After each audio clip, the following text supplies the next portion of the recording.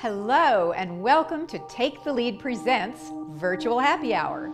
We're glad you're here. I'm Gloria Felt, co-founder and president of Take the Lead. We host virtual happy hours on the second Wednesday of each month at 6:30 p.m. Eastern Time. We interview women who take the lead in their own lives and careers. So you have 1 hour once a month to boost your career. It's a quick, easy, and fun way to learn what other smart, interesting role model women are up to too. Please tweet your questions to @TakeLeadWomen or type them into the chat box. We want to hear from you and we'll get those questions answered. Take the Lead's mission is nothing less than leadership gender parity by 2025.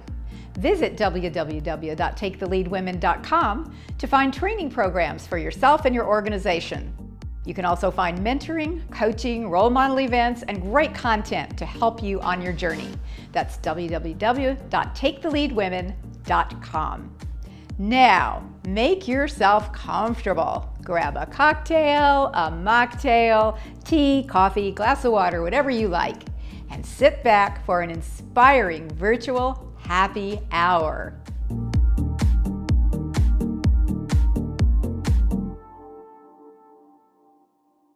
Hey, welcome everybody. It's February and that's Black History Month. So this virtual happy hour is all about making history, changing the lives and futures of Black women and girls. And I'm Gloria Phelps, as you heard. I'm thrilled to be joined by my co-host, Reshma Gopaldas. Reshma is Vice President of Video for She Media and a great friend of Take the Lead. So how are you doing tonight, Reshma? I'm doing great. I like how we're matching a little bit. Yeah, absolutely. We're ready to rock and roll. So Reshma, I think you all know her by now because we have so many people who come back month after month. But Reshma, you've worked in film, television production, and you actually know what you're doing. You know, I'm kind of just here as a, just a talking head, but you actually know what you're doing with these because you've worked everywhere. The Daily Show, CNN, ABC, HuffPo, Jezebel, you know, everywhere. But I am so excited about our program tonight. I want to tell you because we truly have some history-making guests tonight. We have Dr. Lily McNair, the first female president of Tuskegee University, and if I may say so myself, also a board member of Take the Lead, which I'm very proud of. And Minda Harts, who is founder of The Memo and author of a new book by that name, which she will tell you about shortly. And both of them are with us here live tonight. Plus, we also have Devereaux Peters, who's a two-time WNBA champion and a forward on the Phoenix Mercury.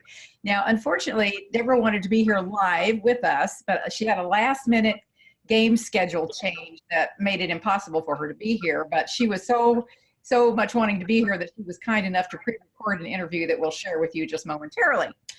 So anyway, we want you to go ahead and start tweeting in your questions or putting them in the chat boxes because we have some fabulous people who are here ready to answer any questions that you have of them or to make commentary on something that you're interested in. And even if you, if you have a question for Devereaux, I promise that I will forward, pun intended, them to her and I will encourage her to answer you. And you just may get a tweet personally from Devereaux Peters, and that would be pretty cool. But before we get into the history, let's start with the present. Because after all, today is tomorrow's history. And my leadership power tool, number one, is know your history, and you can create the future of your choice. And in 2018, there were 2.4 million African-American women-owned businesses in the United States, according to the State of Women-Owned Businesses report. And the number of women-owned businesses overall grew by 58% from 2007 to 2018. So there's been a tremendous upsurge in entrepreneurship in general on the part of women. But here's what's really important, and that is that the number of firms owned by Black women grew by nearly 3 times that rate. So something amazing is going on in this world, yet Black women raised only 0.0006% of the 470 some odd billion dollars in total tech venture funding raised since 2009. So the average funding that Black women raised was $42,000 compared to average seed funding for startups that was just over $1 million.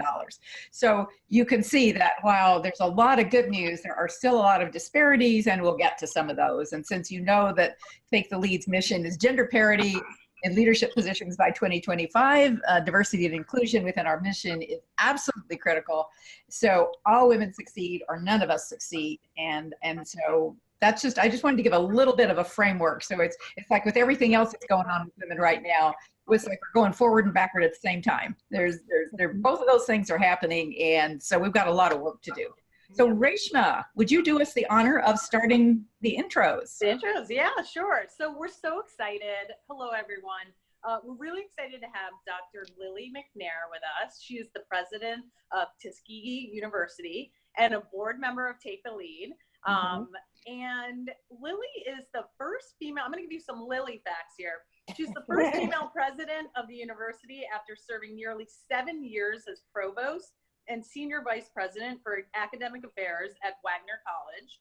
She's a clinical psychologist by training, and her work has been funded by the National Institutes of Mental Health as well as the Centers for Disease Control and Prevention. And Lily is the co-editor of Women, Images and Realities, an introductory multicultural women's studies textbook. She's kind of impressive. Hi, everybody. Thanks so much, Reshma. Of course. I can't wait to hear you talk about your experiences since becoming president of Tuskegee, and we will get there in just a moment. Let me just also first introduce Minda, give Minda Harts a little bit more of an intro. Minda, as I said, is the founder of the Memo, which is a career development company for women of color. And she is adjunct professor of public service at New York University's Robert F. Wagner Graduate School of Public Service. And she was named one of 25 emerging innovators by American Express in 2018. Her book is coming out soon, and Minda, I hope you'll tell us about your book and how people can, I think it's not available yet, but maybe you can tell people how they can pre-order it, because I know pre-orders are really important for authors these days. It's called The Memo, What Women of Color Need to Know to Secure a Seat at the Table. And that comes out in August with the Hachette Book Group. So Minda is also the host of a weekly podcast called Secure the Seat to help advance women of color at work. So thank you so much for being here, Lily and Minda. Thank you. Yeah. And as Gloria also mentioned, Deborah O. Peters can't be here because of a schedule change, but she did record an interview for us that we're going to watch a little later. But I just want to give you a few facts about her. Deborah began her WNBA career as a first-round draft pick with the Minnesota Lynx. She won 2 WNBA championships, 2013 and 2015, with Minnesota. In 2018, she was listed as a top 20 player in Minnesota, and she also helps not-for-profits dedicated to Black women and girls and Black youth. She created Deborah Donates to support local organizations working to empower youth in Chicago. So that's what we have to look forward to a little later on. Gloria, do you want to kick off our first favorite question? Sure, I'll take the ball, as it were. Gloria, that's 2 basketball. Huh? I know, I'm sorry, I'm just in a mood tonight, I guess. What can I say? You're 2 for 2. 2 for 2, yeah, right. There is a question that I always like to ask people first, because what I know about our participants in our virtual happy hours is what they want to know more than anything else is about you and your story. And how did you do it? How did you get to be where you are, and how do you manage it and all of that? So the question I want to ask, and Lily, I'll start with you, is how did you get to be you? What is your story? Where did you start out, and how did you end up being the first female president of such a famous, historically Black university? Well, I have to say that sometimes I still can't believe it. Sometimes I look around and go, I can't believe this is my life now. But to help us understand how I got here, and I remind myself of this from time to time, there's 2 parts to this story. The first part began when I was 8 years old. How does an 8-year-old girl who's watching the news in her home about an announcement about a high-ranking Japanese official's son graduating from Princeton University, decide that she's half Japanese, is going to go to Princeton University. How does that happen? I don't know how that happened. So 8 years old, I say to my mother, Mommy, I'm going to go to Princeton. And my mother says in her Japanese voice, Lily, girls don't go to Princeton. I said, I know, but by the time I go to college, they will be admitting girls and I'm going to go. And then my mother said, but Lily, we don't have that kind of money. And I said, don't you worry, I'm going to get scholarships. So I'm going to Princeton.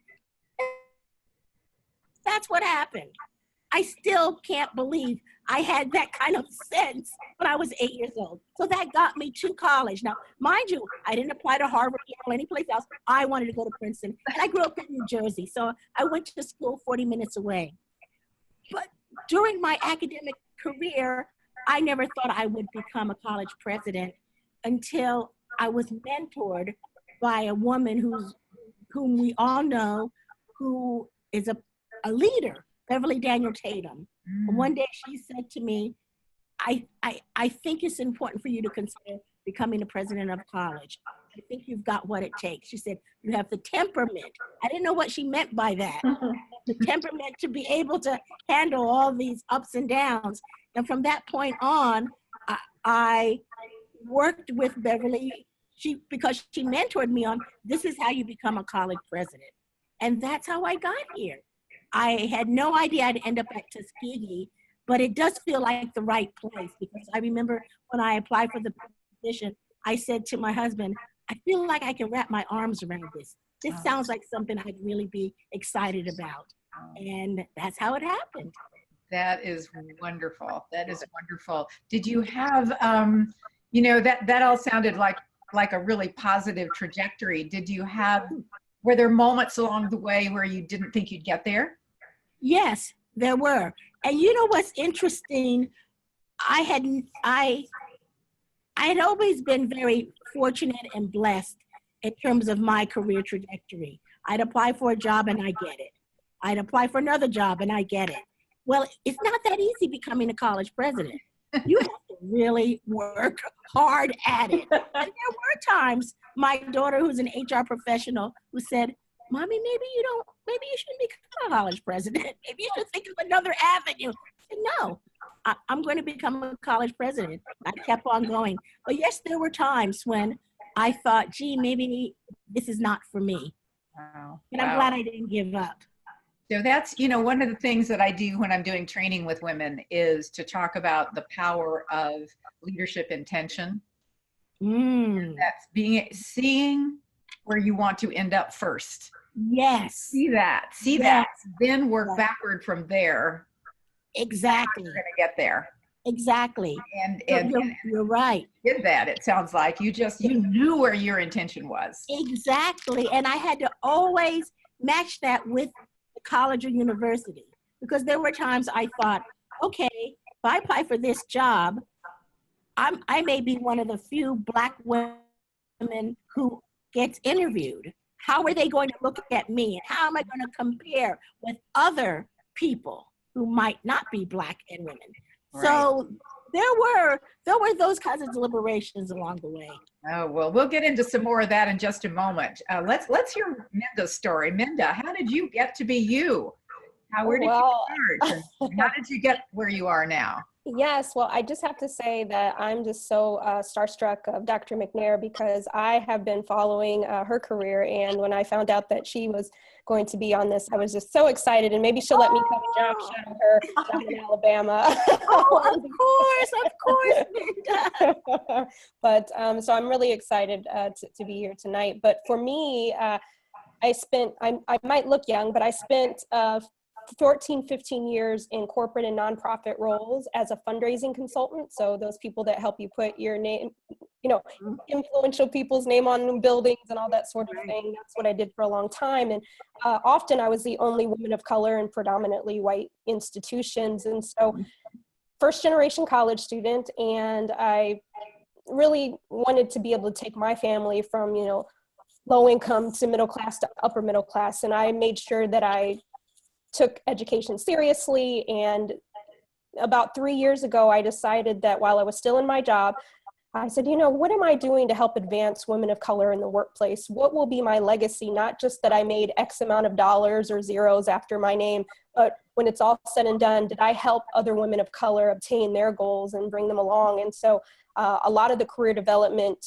resources out there would always be shrouded in a white woman's workplace experience. And so I thought it was very important to be able to shine a light on the inequalities that us as Black and brown women face in the workplace and say, hey, these things do exist, but here's how we move forward in a positive way. And so I created the memo, and our motto is, you know, just like Shirley Chisholm, if they don't give you a seat at the table, you bring a folding chair. And so we've been, along with my co-founder, Lauren, I started that in 2015. And so we've just been growing and building and helping build community for the next generation of women of color in the workplace, so that not only do they get in the room, they take their seat, and they bring other women of color along with them.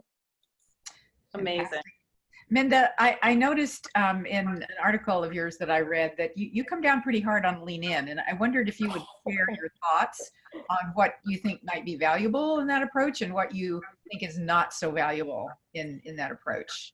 Yes, so I'm glad that you asked that question, Gloria. And first of all, I don't hate Sheryl Sandberg or any of those things. I think that what she did was important. I think she wrote an important book, and I think she left the door cracked so that I could, and others could come in and talk about the inequalities that women of color face in the workplace. And so she wrote a book that was authentic to her, and that was mostly, you know, from a white woman's perspective. And so I felt like it was important to say, hey, there isn't a one size fits all solution for women, right? There are some commonalities that we all face, but there are some systemic issues that we also have to address. And so I'm glad she didn't write the memo. She gave me that opportunity. You know, I will tell you something funny. My book, No Excuses, 9 Ways Women Can Change How We Think About Power, came out just about exactly the same time as Lean In. And it really gets into the you can change the system piece of it. And Gloria Steinem said to me at the time, you know, people aren't as mean to you as they are to Sheryl Sandberg because you aren't as rich and famous. So I don't know whether that was kind of a left-handed compliment, but I am totally on board with the fact that I get this question all the time. We have to be doing both of those things at the same time. Right, absolutely. It's not an either or proposition. We have to change the system, but you have to know the system to be able to change it. So there you are. Absolutely. So I just want to, one more thing, and then Reshma, I want to throw this back to you, but I did want to ask Lily the question of to say something about the significance of becoming the first female president to you of such an important historically Black university. Uh-oh.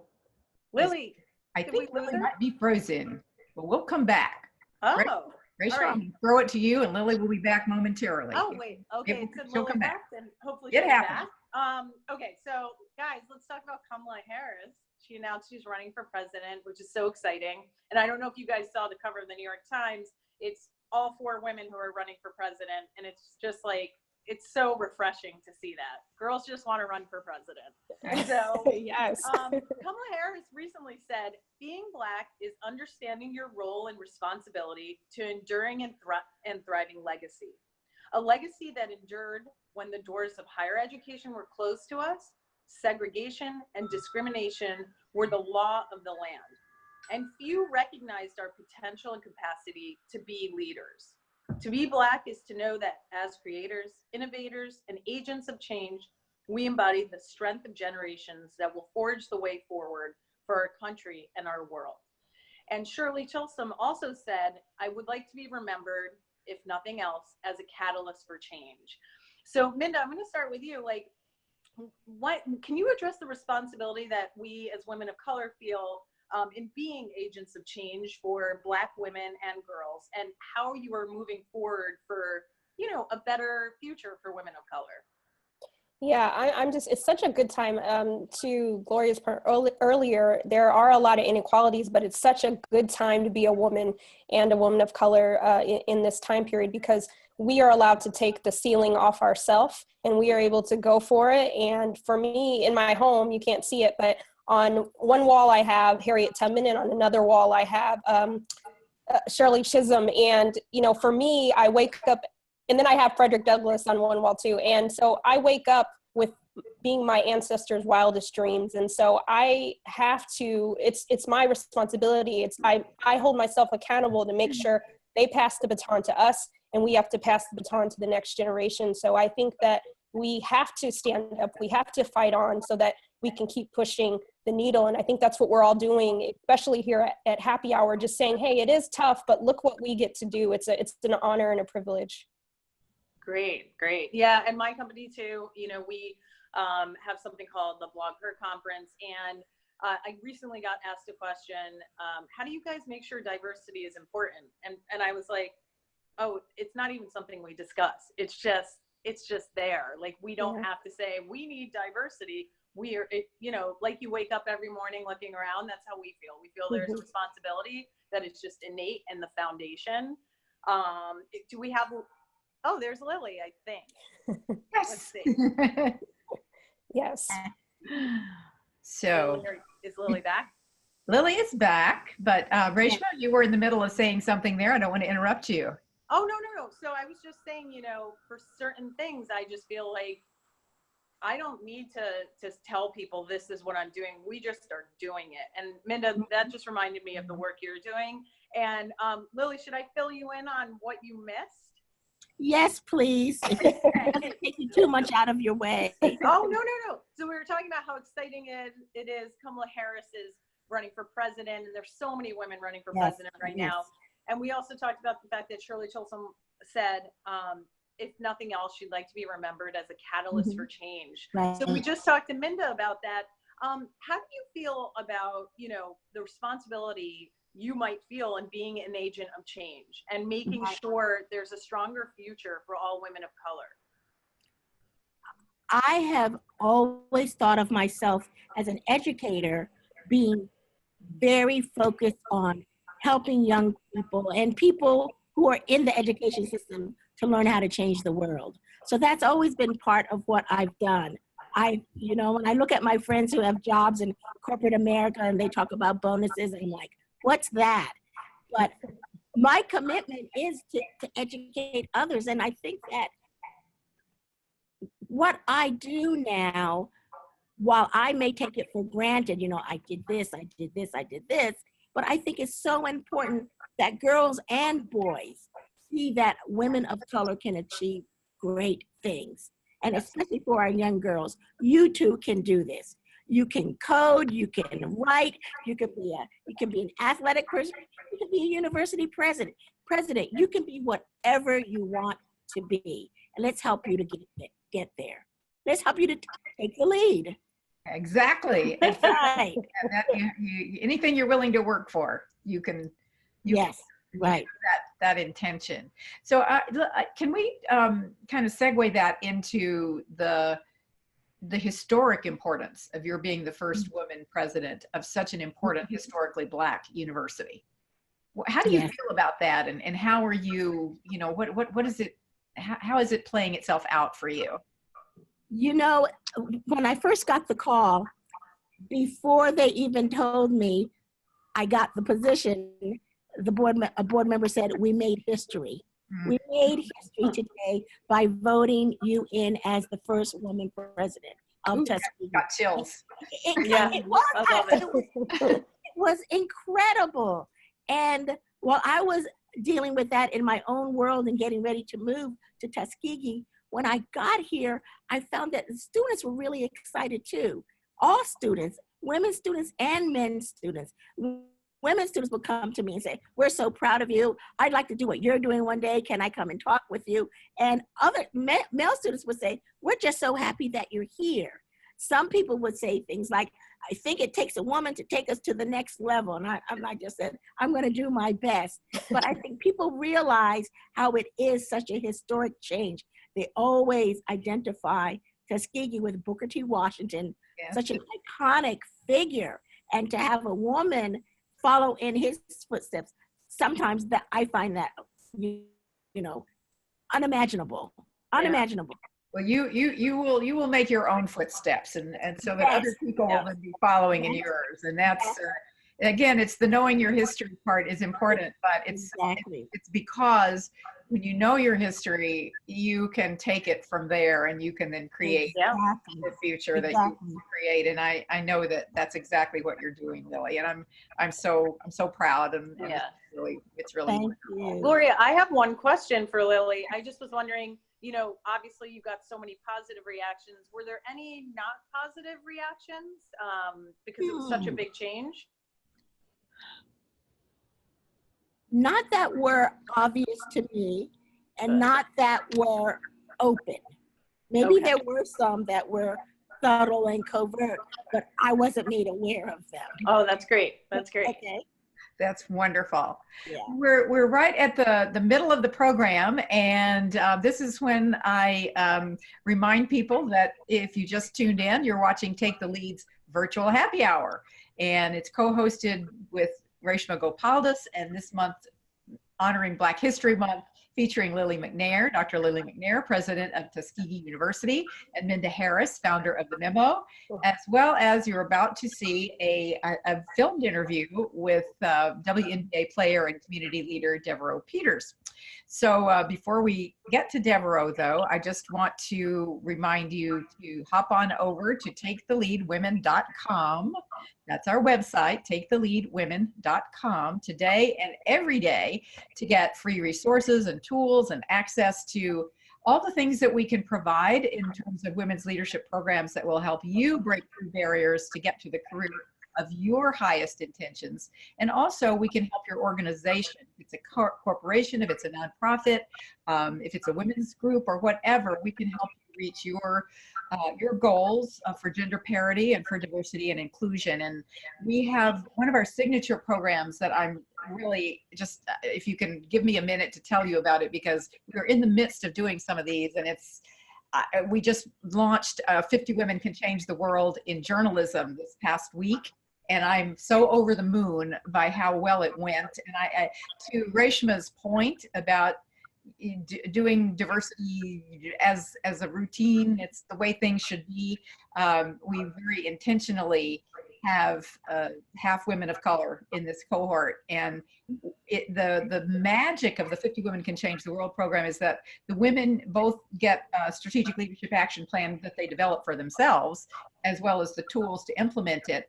But when you have 50 women together over a 3-month period of time, what do? They start helping each other. They form a cohort. They mentor, they sponsor, they help each other in whatever they need to do. So we were so excited to get that one launched. And no sooner did we get that one launched than I'll be heading off to Arizona next week, where we will be finishing up the 3rd cohort of 50 Women Can Change the World in Nonprofits. And then we'll be doing 50 Women in Healthcare in Arizona in April. And in May, we will do 50 Women Can Change the World in Finance in New York.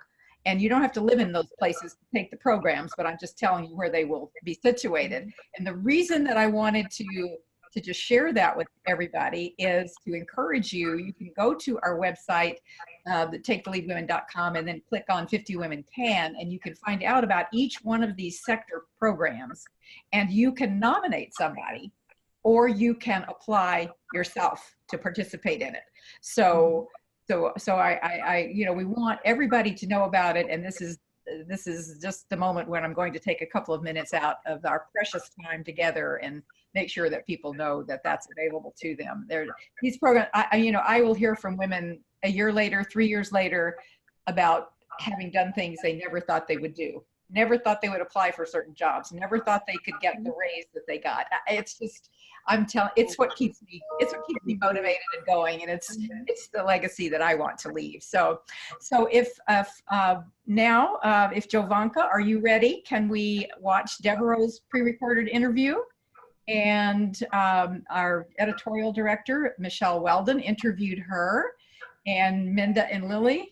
If we all watch it, then we'll have some questions for you about what Devereaux has to say. Welcome to Devereaux Peters. I want to talk to you about your successful career, how you got there, part of the WNBA, and along the way, what leadership lessons you may have learned and want to share.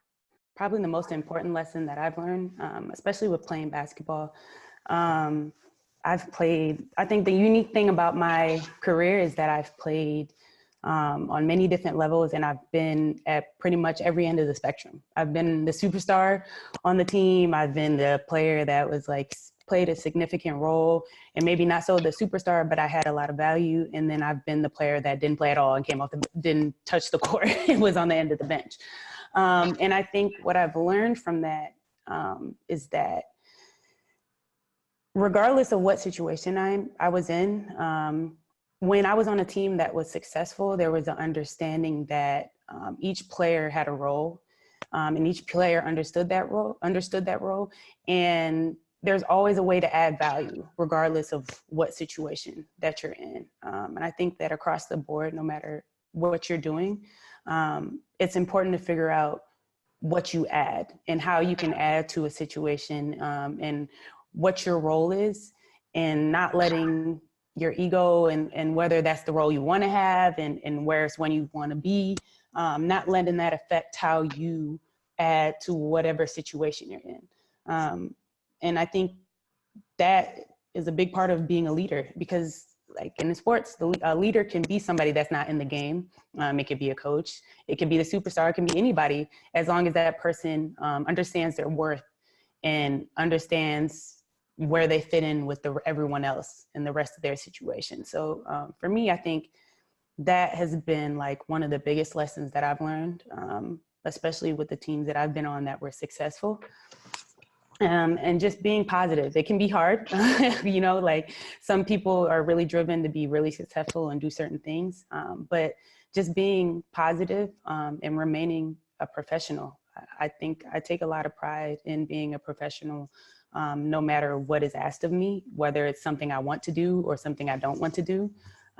Just maintaining that professionalism and understanding that I'm going to give my all and give whatever is needed at that moment. So to me, just regardless of what you're trying to do, because there are going to be situations where you're comfortable in doing the things that you know you're really good at, and there are going to be situations where you're in complete, you don't have any type of control and you're just trying to figure it out. But just having that understanding of what your worth is and where you can add value to that is extremely important. Those are great lessons in finding your strengths and discovering who you are and your identity. Thank you for that. Why is it important to you to give back to the community? I see you're really active with Devereaux Donates, you know, Girls in the Game, Black Star Project. Tell me about why that's important to you and why that's important for others to consider giving back to the community, particularly Black women and girls.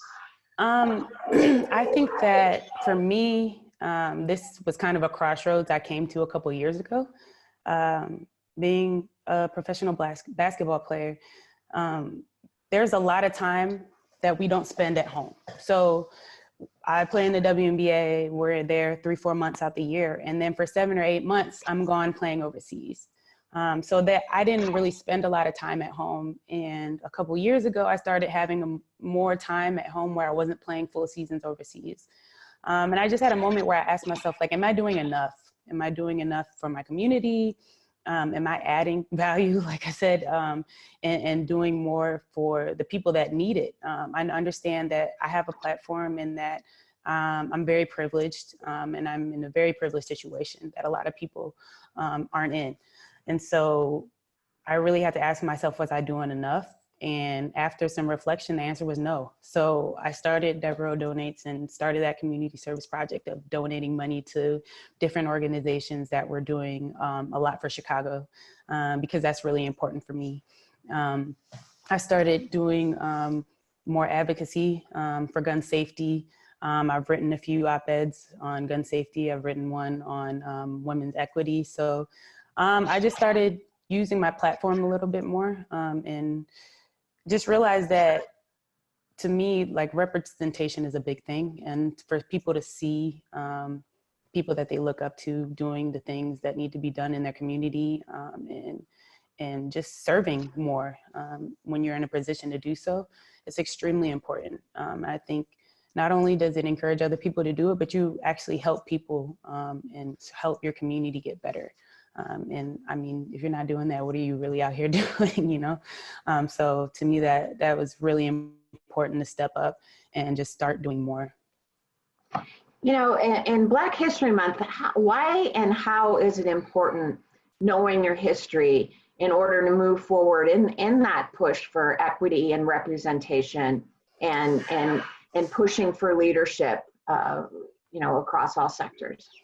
So like I said, one of the most important aspects for me is representation. And it's important for me because being a dark-skinned Black woman, growing up, I struggled with that a lot. It was an area that I was not confident in my skin, and it affected me severely. And it was something I didn't even recognize until I was much older, until I was an adult, how much it affected me. And a lot of it had to do with what I saw and what I saw on TV, what I saw in magazines, the representation, just everywhere you looked. You didn't see a lot of representation of dark-skinned Black women. So I really struggled with that for a long time. So once I realized that was an issue that I had and started to deal with it, I realized how important it was to have, you know, Black women, especially you need to be able to see yourself, and having women in any area so that young girls can see you and see that this is something that I'm capable of doing. When I was a kid, my dad, when the WNBA started its first year, my dad took me to a WNBA camp. And it was like the most exciting thing ever for me, being a young girl playing basketball. I didn't even know a lot of the players, like who they were, but I was just so excited to be there. And I remember that a player by the name of Betty Lennox, at the end of the camp, they were signing autographs and we were talking to them, and she told me that I look familiar. And she was like, yeah, you look really familiar. I don't know if I've seen you before, but told me I did a great camp. And that stuck with me. I remembered that. I'm an adult now. I have a terrible memory, but I remember that moment. And just how much that impacted me growing up.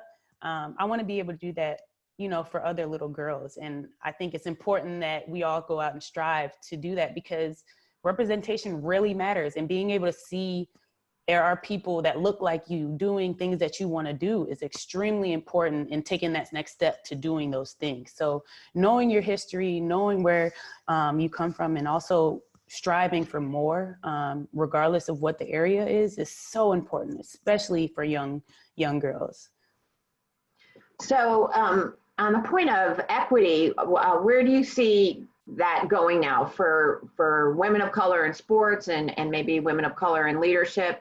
You know, Dallas Mavericks now has a first Black CEO, a woman. Do you see changes happening? And I know you're really outspoken on matters of equity, so tell me about it. I think things are changing. I think one of the positive things about social media is that you get that representation. You get to see people doing things that you want to do. And it's because people are able to portray themselves on social media and show who they are and show what they're trying to do. So you have it in a sense where it's not just, you know, magazines or TV controlling what you see. Anybody can go out and show what they're doing or what they're working on and what they're trying. So I think that we're in a space where we're starting to, you know, like push that bar further back, where it's like, we're getting to a point where people aren't seeing limitations on what they can do. So what are your takeaways, Deborah? Advice maybe for young girls as well as, you know, all women from your career and what you've seen and what you're doing? I think my biggest piece of advice is when you have something that you want to do, go for it. There's always going to be people that doubt you, or your own self-doubt, or you know, like this idea that I can't do this maybe because somebody else isn't doing it, or maybe it's really difficult and I'm not even in this field, or whatever it is. Though my advice is just go for whatever you feel comfortable with going for. Like whatever you're trying to do in your life, whatever avenue you're trying to go down, just take it. Can you tell people how to get in touch with you, maybe on your website, Deborah Donates, or how they can contact you on social media? So my social media handles for Twitter and Instagram are Miss Peters 14, MS Peters 14.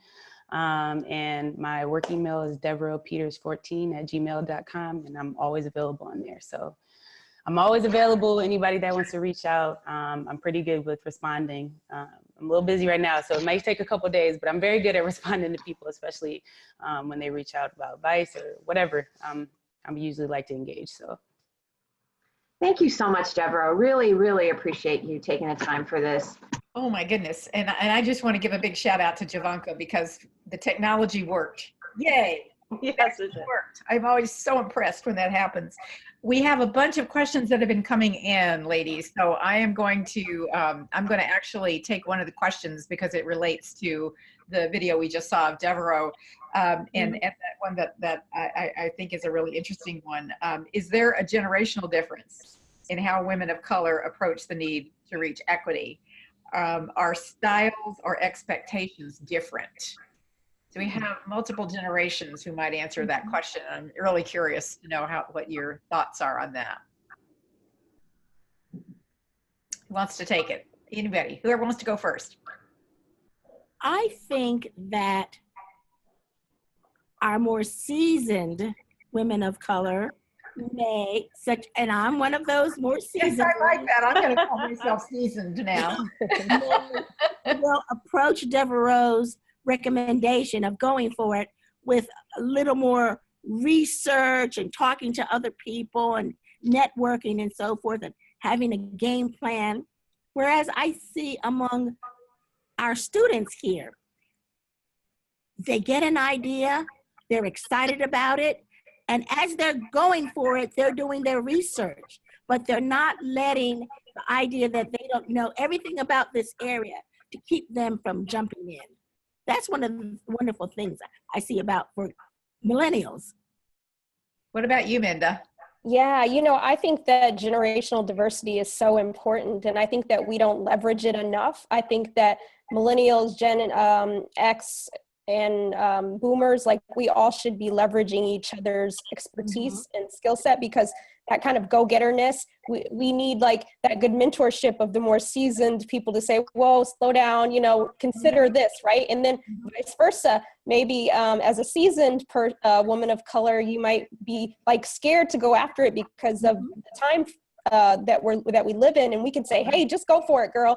And so I think that we have to just embrace this generational diversity because it's so important. We can do more together. You know that the cross-generational mentoring goes both ways. Yes. And that's something that we can all gain from, learning from each other across the generations. Because I mean, now what do we have? 4 or 5 generations in the workforce? Yes. Yep. Right? Yeah. I mean, that's never happened before. We all And have it's also something. it's also nice to pick unlikely mentors, like someone you think would never give you the time of day. Just try it. Mm-hmm. That's And right. a mentor doesn't have to be forever. Mm-hmm. Yeah, it might just be a cup of coffee sometime. Exactly. You can break up with your mentor at any Yes, that's right. All right. So here are some other questions that have come in. I don't want to miss getting to ask you those.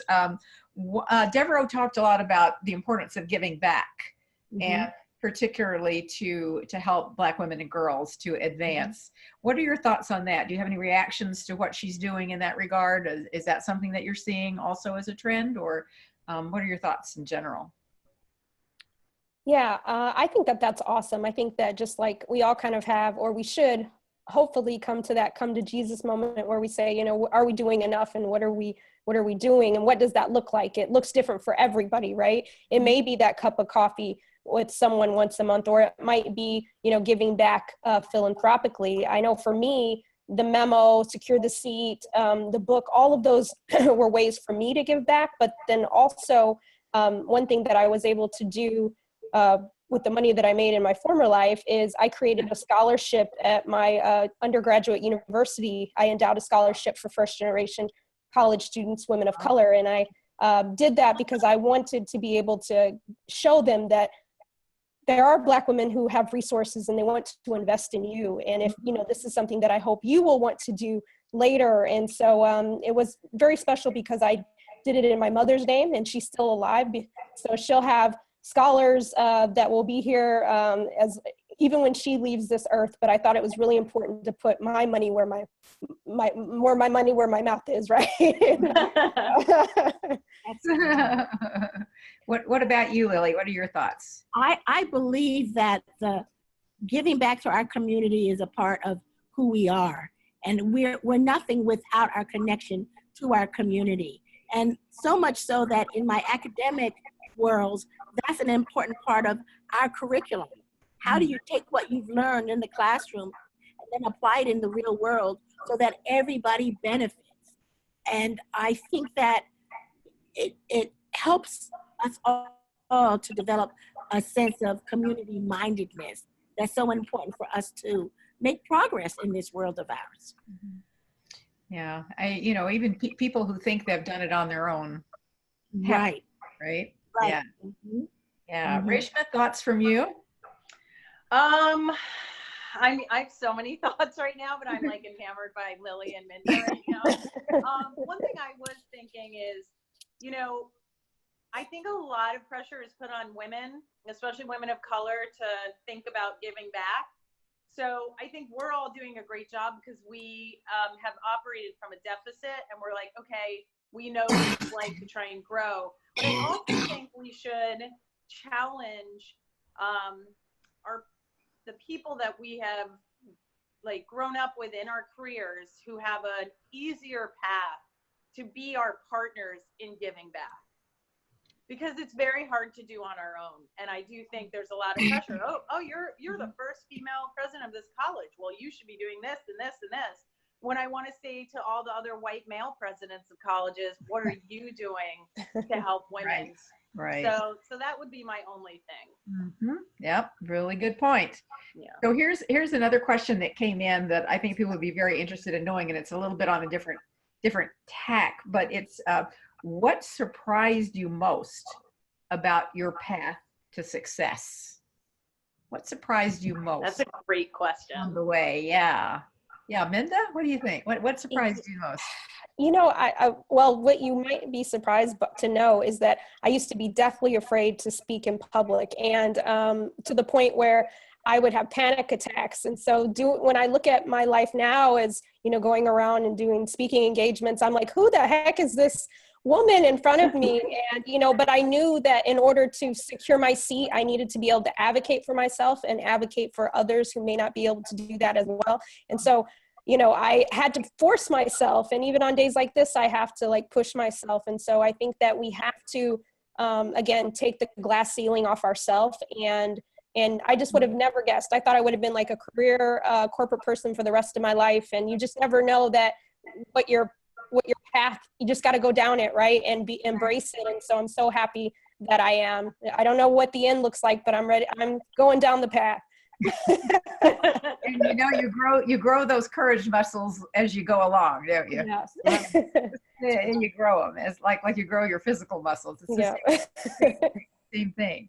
So what surprised you, Lily? That's such an interesting question. I think learning to not take it personally when I received criticism or something negative. We grow up, I was one of those girls that was a goody two-shoe type and very much focused on getting positive response from everyone, from school teachers to friends to whatever. But fun and growing those courage muscles, learning that it's not about me, it's about them. And I've got to keep on going on my path and learning not to take things personally. Because if I did, who knows where I'd be right now. That is a great piece of advice. That is a great piece of advice.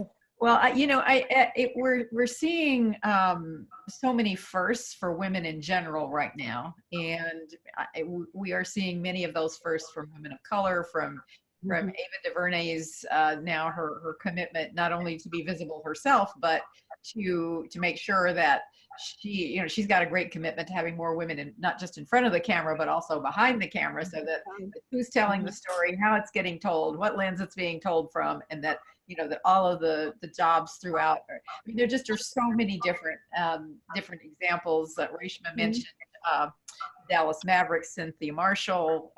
It's coming along everywhere. So how do we keep that going? How do we not lose that momentum? How do we, from your perspective, what do we do to keep that momentum going forward? Mhm. What do you think, Lily? I think we need to continue to pay extra attention to women moving forward. Continue to mentoring young women and older women to reach their dreams. I think that that's important for us to look at this important advancement in women's history, especially for women of color, and not see it as something that's so special that we don't talk about it anymore.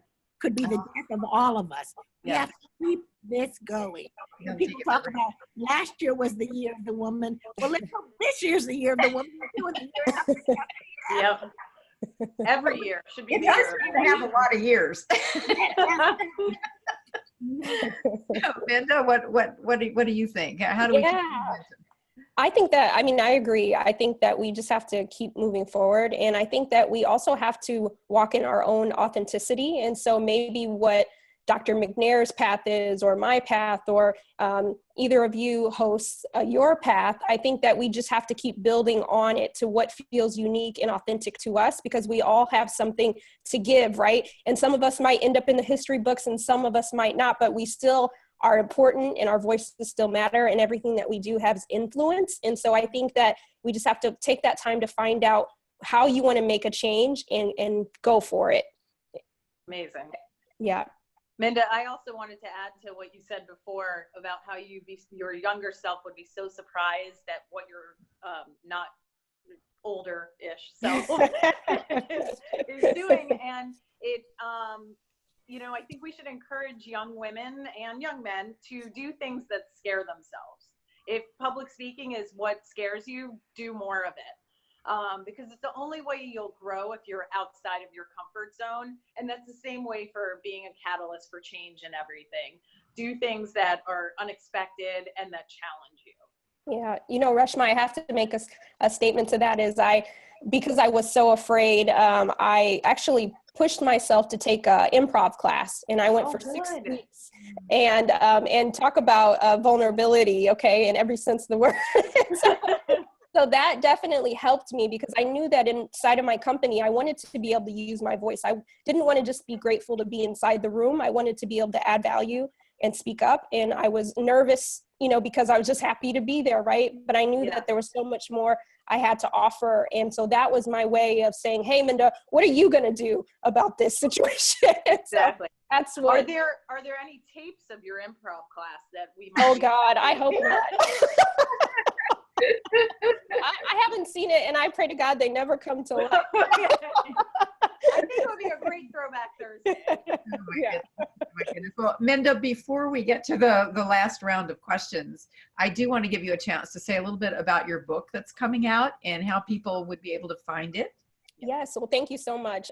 Again, this is just, I say a dream come true. It was a dream that I didn't even have, right? Sometimes we just have to go out on that path, and you can dream more than one dream. And so I think that the book is called The Memo, What Women of Color Need to Know to Secure a Seat at the Table. And it is being coined as the lean in for women of color. And I talk about systemic racism. I talk about parity, equity, but I also talk about ways that our allies can help us change the system. And so it is available on pre-order now wherever you like to buy books. And so I would ask that you please support it. Amazon, Books A Million, wherever you're at.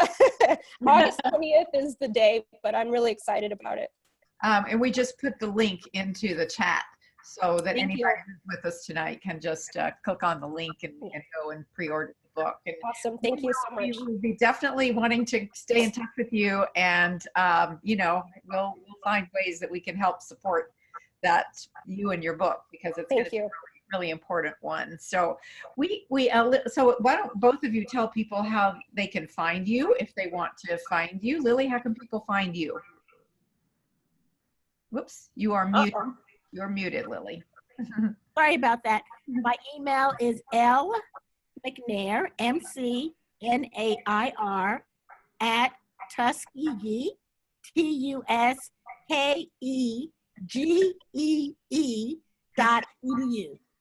Thank you for spelling that. Spelling Tuskegee is a challenge. Every once in a while, I have to go back and go, wait, that's not quite. Right. Wonderful. Well, thank you for making yourself open and available. And Minda, do you want to give people how they can reach you? You have a website, perhaps? Yes, I will be reaching out to you, Dr. McNair, so be on the lookout. That'll be wonderful, Minda. But you can find me at mindaharts.com, and I am most active on Twitter, so at mindaharts. Great. Wonderful. Well, I can't thank you enough. And we always ask everybody, we have the same first question and the same last question. Yeah. And the last question is, what is the big takeaway? What is the one big takeaway, a piece of advice or a lesson that you've learned or whatever that you would like to leave our participants with tonight? Because they're all over the country and in fact, all over the world. They work in every imaginable different kind of profession and role you can think of. They're very varied. What do what's your takeaway that you'd like them to have from this conversation? I guess I'll go white, Doctor. Nair drinks her water. Basically, just don't be ambivalent about your career. If there's something that you want or something that you need, that sometimes your manager or your boss, they don't know, they don't have a crystal ball. So sometimes you have to articulate what your needs are. And so start small if you're nervous, but don't be ambivalent. Like, you owe it to yourself to speak your truth and go for what you want. What about you, Lily? I agree with what Minda says. Go for it. And I would delineate that with 2 examples. Be optimistic. See yourself at the end doing what you want to do.